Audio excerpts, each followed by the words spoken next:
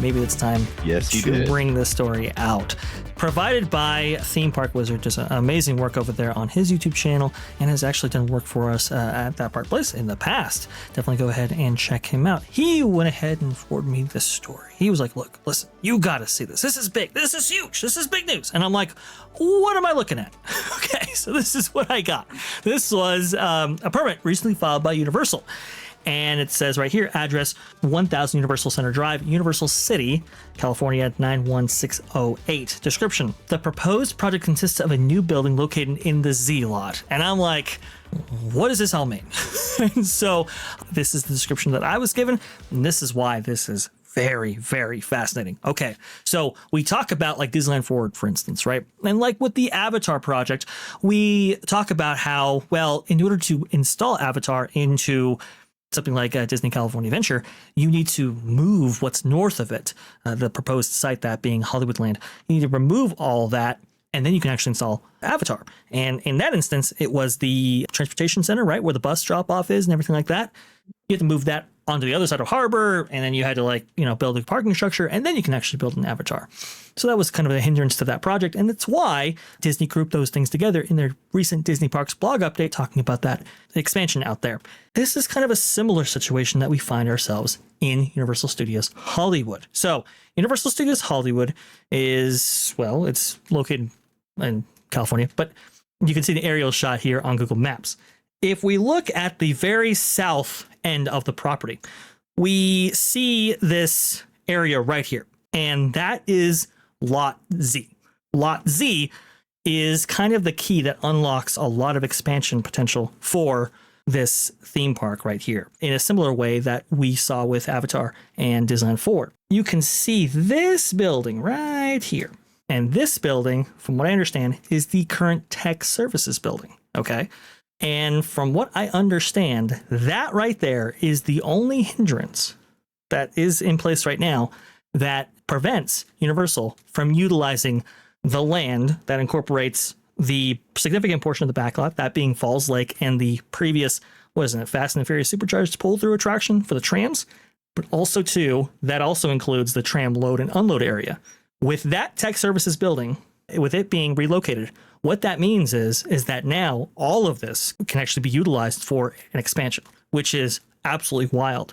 This was also confirmed by Cal Missing over here on YouTube.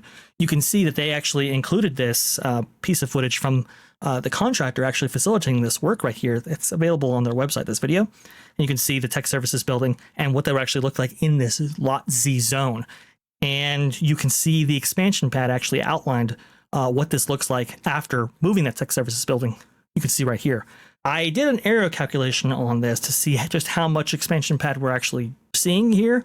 And apparently it's around about 23 acres, which is massive. Folks, Star Wars Galaxy's Edge, it's 14 acres, okay? 23 acres for this park is game-changing. Jonas, your thoughts? That is humongous, and they need land. They need land very much. There, California they don't have the blessing of size out there in California, no. and Universal is working hard to expand, and not in a let's replace something that is there in the parks and call it an expansion. They have the capacity to expand. They have almost any IP at their disposal right now, especially if they want to do, I don't know, One Piece Land or something like that. I'm not saying that's what's going out there, but Universal finds themselves in a spot where basically anything that's not at a Disney park, anything that's not held by Disney is up for grabs, because they have good relationships, obviously, with Universal, with Warner Brothers, and with Sony. Maybe Lionsgate is hanging out there, but I still think Lionsgate would never work with Disney. So this is that's huge, and that would unlock the possibility of more Harry Potter. That would unlock the possibility of really hitting on all cylinders out there, and giving them the big win that they would need to pull in non-locals. I know the locals love it, but pulling in the non-locals at Universal Studios Hollywood, that would be the next step.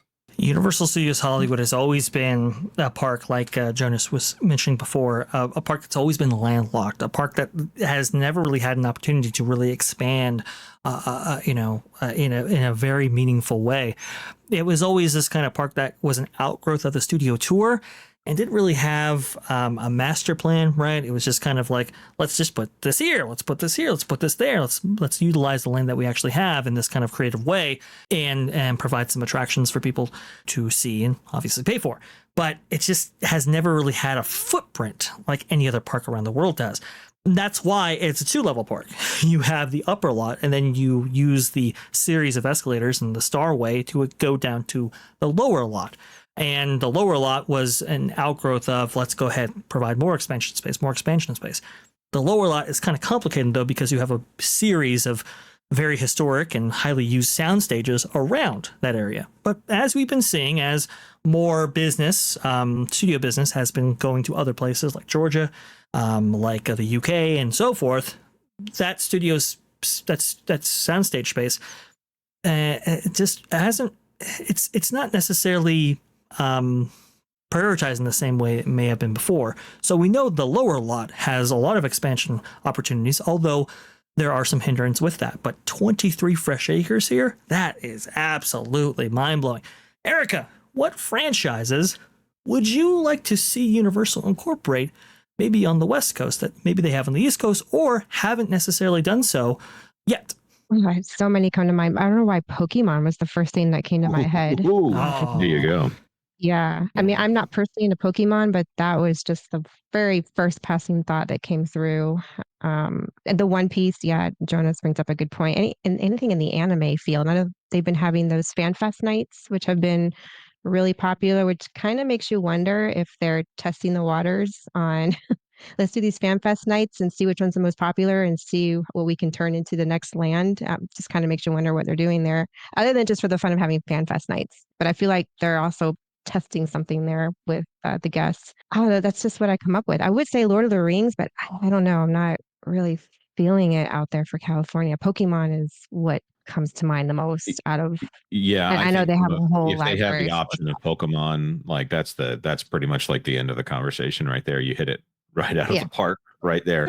Pokemon is huge and it's multi-generational, no matter how it's perceived. It is perceived as kiddie, but it is definitely multi-generational. I love how Erika thinks in this situation, because I think FanFest Nights was very much a trial balloon to see which franchises were high on the priority list, which fans really resonated with, and what perhaps, maybe didn't, maybe wasn't that successful, right? I think One Piece really shocked everybody. It shocked me. I didn't know how big that franchise was. And then it was like, we had to move the Back to the Future merchandise because we just sold through our One Piece merchandise like instantaneously. It's like, what? It's like, how is that possible? And for those meet and greet characters, which is really the only representation that One Piece had in that instance, their lines were out the door. It was absolutely wild. You can see some, Theme Park Wizard actually comes in here with some very interesting news.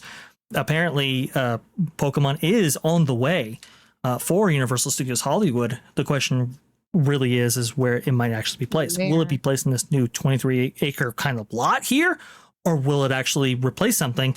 A lot of people have speculated that maybe it's Simpsons, because Simpsons, the contract there runs out. I think, Jonas, was that 2026, 2027, 2028? I didn't actually track The Simpsons. It was great for them to have it when it was a Fox property. I think now that it's Disney, and the odds of them doing anything big with it are slim to none. And also, I'm not a Simpsons fan anymore, any more than everybody was a Simpsons fan back in the day when it was firing on all cylinders in the golden age. I see no reason for them to hold on to that property. It doesn't build them anything, and I don't know how much Simpsons merch is moving specifically at the parks. So I will agree with OG55, who is in the chat right now as well, that Simpsons is just not the maybe deluxe brand, right? That Universal is necessarily interested in at this time, especially when they have so much IP to pull from. Otherwise, it doesn't really make sense to incorporate or to keep Simpsons around, even if you could negotiate with Disney to keep the license. I don't think so. So it's like, well, that provides a multitude of opportunities in terms of what we can actually theme. A section like Simpsons, as it currently is existing in Hollywood Studios, or I should say Universal Studios Hollywood, right now, you can retheme that into a plethora of different IP. But I have heard from somewhere, I think Wizard, I think you provided this information there, it was also in the chat. I believe the Back to the Future structure, or the Simpsons building right now that houses that attraction, it's built on kind of a hill, and it was built on a hill, I believe, in the late 80s, early 90s. Oh, Hill Valley? No, I'm sorry. Sorry, that was a dumb joke. Yeah, yes. Well, they did do a little bit of Hill Valley there for FanFest, and it was awesome. So yeah, that would be cool. But the Back to the Future building there, I've heard it's kind of crumbling in terms of its infrastructure and its ability to be preserved and for like an earthquake. It's kind of like not meeting up to standard in regards to that. And yeah, I think Theme Park Wizard is coming in here with the chat. Yes, it must be demoed, then likely terraformed more land for Pokemon. That is a possibility. They can terraform land in that very unique way out there at Universal Studios. But do you when you have 23 acres? And that's really the crux of this conversation is with 23 acres, with this significant portion of the backlot being entirely open up for expansion. I mean, it's almost limitless what you can actually do here. You could have a series of lands, one after another, that could form the foundation of an expansion here. And this is in addition, folks, to what is actually going on in the lower lot. We know the lower lot is having its own pieces of real estate right there, pieces of infrastructure, backstage infrastructure, studio lot infrastructure being relocated throughout the lot and so forth. So I don't know. I think the future of this park looks especially bright. And Fab Fest Nights, I think, was a real boon to renewing this enthusiasm. And also, like Erika said, a testing ground for amazing things to come. Thanks for watching That Park Plays News. For more information, consider checking out www.thatparkplace.com. And don't forget to subscribe, share, like, and send this out on your favorite social media account.